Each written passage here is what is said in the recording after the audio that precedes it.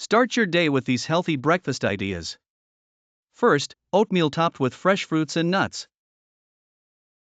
Oatmeal is high in fiber and can help keep you full throughout the morning, while the fruits add necessary vitamins and the nuts provide healthy fats and protein. Second, a smoothie made with spinach, banana, and almond milk.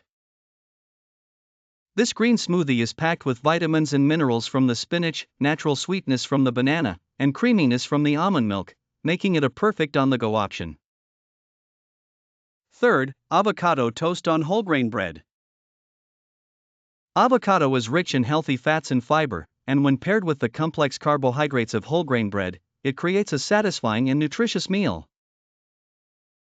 Fourth, Greek yogurt with honey and granola.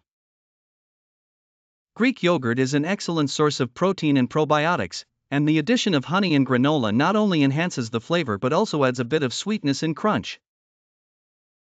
Finally, a veggie omelette with whole grain toast. Eggs provide high-quality protein, and when combined with a variety of vegetables such as bell peppers, tomatoes, and spinach, it becomes a colorful and nutritious start to your day. Paired with whole grain toast, this meal will keep you energetic and full for hours.